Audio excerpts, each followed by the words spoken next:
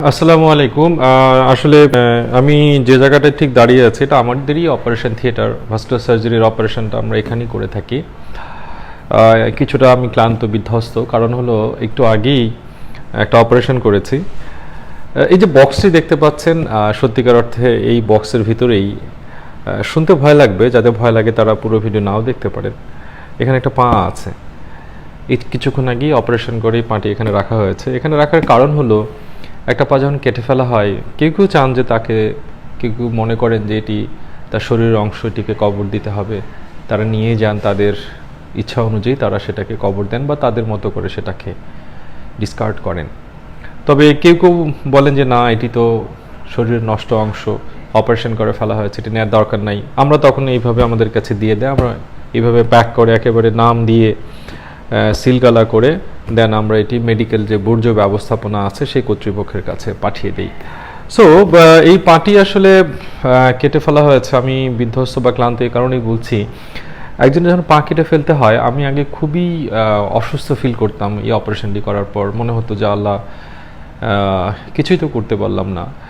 এখন অবশ্য মনে হয় যে না, অনেক কিছুই তো করেছি, তার পাটির মাধ্যমে জীবনটা তো বেঁচে গেল। জীবনের মূল্য অনেক বেশি একটি পায়ের থেকে। Life is more important than the limb. কিন্তু আমার কাছে তারপর বেশ খারাপ লাগে, কেন আসলে তার পাটি কেটে ফেলা হয়েছে। আমি এরকম অনেকগুলো ভিডিও করেছি, বারবার করি।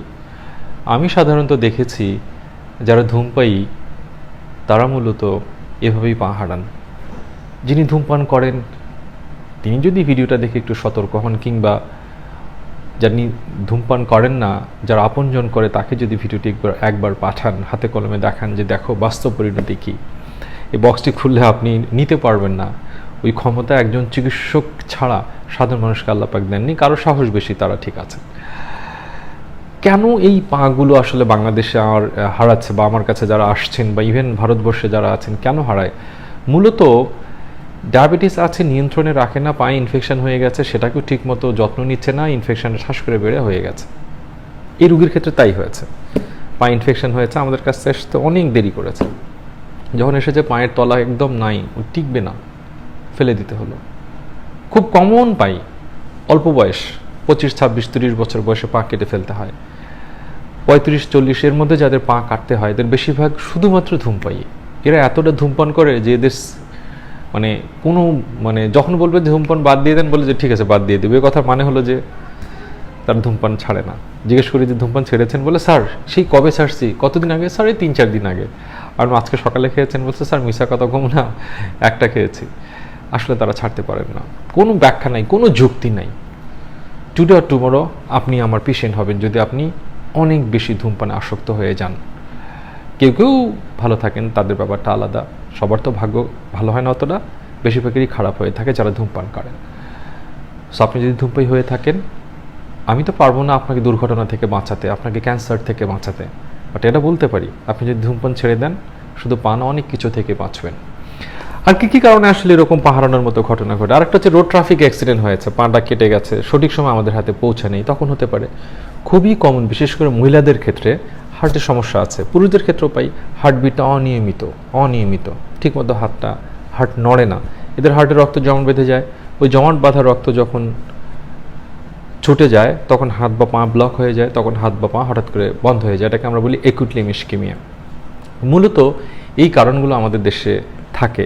এখন কেউ এই ভিডিও দেখার পরে যদি মনে করেন যে কি করলে এরকম একটা পরিণতি আমার হবে না, সেই ক্ষেত্রে প্রথম কথা হচ্ছে আপনার প্রেশার আছে, নিয়ন্ত্রণে রাখেন, কোনো ভয় নাই। ডায়াবেটিস আছে, নিয়ন্ত্রণে রাখেন, কোনো ভয় নাই। হঠাৎ করে যদি আপনার হাতে কিংবা পায়ে তীব্র ব্যথা হয়, দেরি না করে অন্তত পালসটা দেখুন, আপনার চিকিৎসককে পালসটা দেখতে বলুন।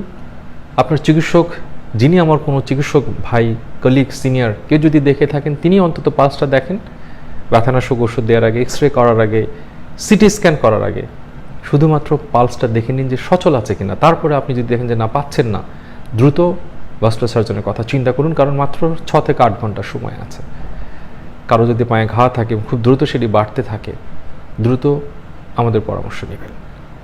সব রোগের মা হতে পারে একজন ধূমপায়ী ব্যক্তি, কারণ শরীর যদি মানে আমি যদি জমির কথা চিন্তা করি, জমিটা তখন যদি উর্বর হয় সেখানে যে কোনো শস্য ফলানো যায়। যিনি ধূমপান করেন তার শরীরটা রোগের জন্য একটা উর্বর ক্ষেত্র, ইজিলি সেখানে হাত পা হারানোর মতো ঘটনা ঘটানো যায়, ইজিলি সেখানে স্ট্রোক করানো যায়, হার্ট অ্যাটাক করানো যায়, ক্যান্সার কিংবা জীবননাশী যে রোগগুলো আছে সেগুলো ঘটানো যায়। তাই যিনি ধূমপান করেন তিনি তার শরীরে একেবারে উর্বর একটা ক্ষেত্র তৈরি করে ফেলেন রোগের জন্য। আমরা সচেতন হই, তারপরে বিপদ আসতে পারে, তবে সে বিপদ অনেকটাই ঠেকিয়ে দিতে পারবো যদি সচেতন হই। সবাই ভালো থাকবেন, এই রুগীটির জন্য দোয়া করবেন, উনি যেন ভালো থাকে। যারা আমাদের পেশেন্ট আছেন তারা ভালো থাকুক, তারা সুস্থ থাকলে চিকিৎসকরা ভালো থাকেন। সবার জন্য শুভকামনা।